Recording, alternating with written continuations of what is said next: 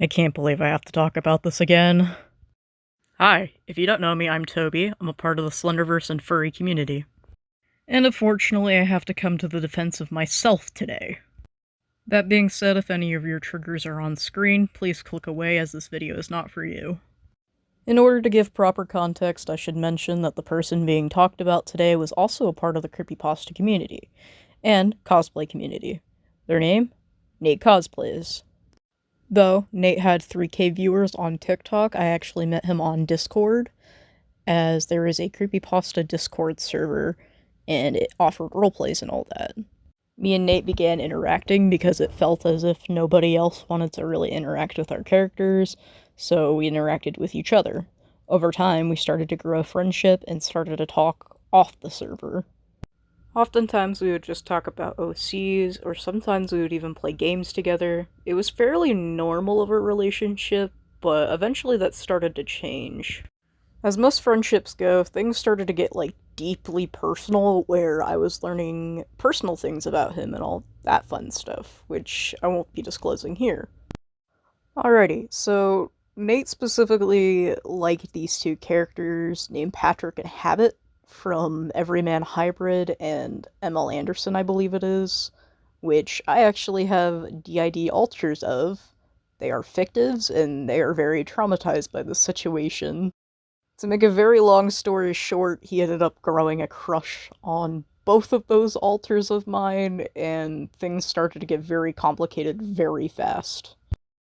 Now, I've been groomed many times in my life, unfortunately, so I figured, oh, a 2-year age gap, not that bad. I guess it's fine for Habit and Patrick, and my partner at the time was currently okay with it. I was kinda single at the time. But, however, he ended up getting very sexually charged with one of the alters, and I admittedly didn't really see through it until it was too late. Many of the screenshots I'm showing are from a private Discord server between me, Nate, and another person, which, unfortunately, I'm no longer talking to because of personal situations. Now, I was 17 at the time, which is technically age of consent, however, that's a really weak excuse.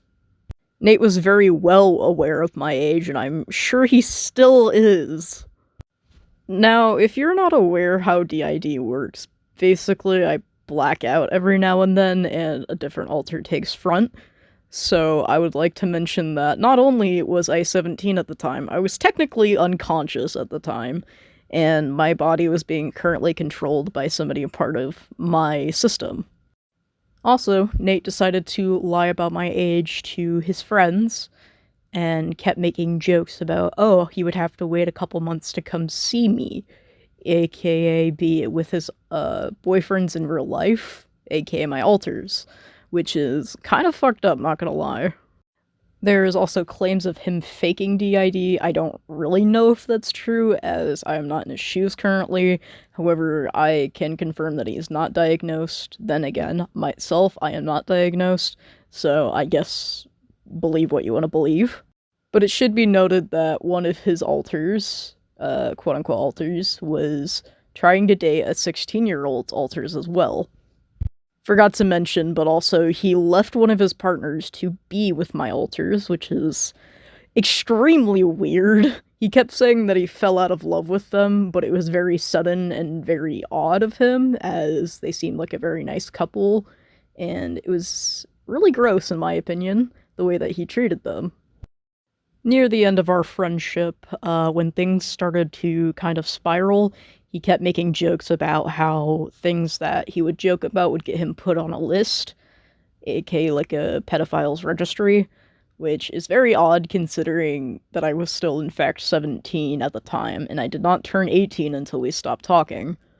I think he's very self-aware, and that is a huge issue because that means he is aware of what he was doing, and likely still is.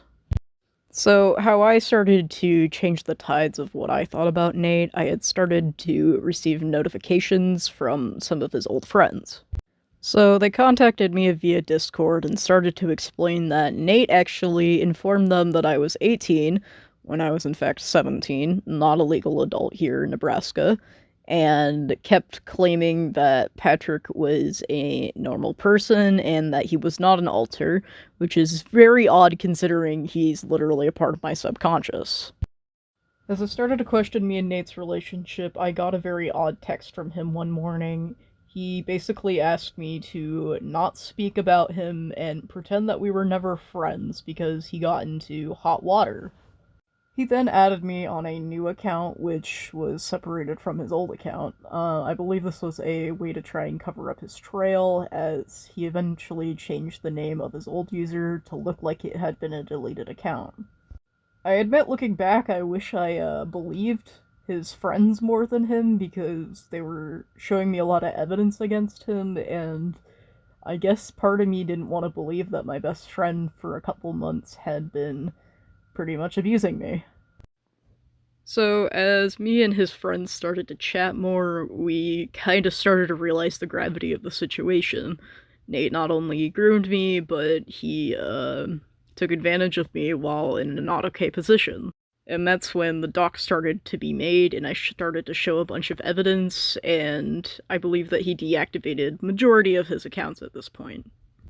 I invited his friends to the server so they could see raw, unedited messages between me and him, and messages between my alters and him.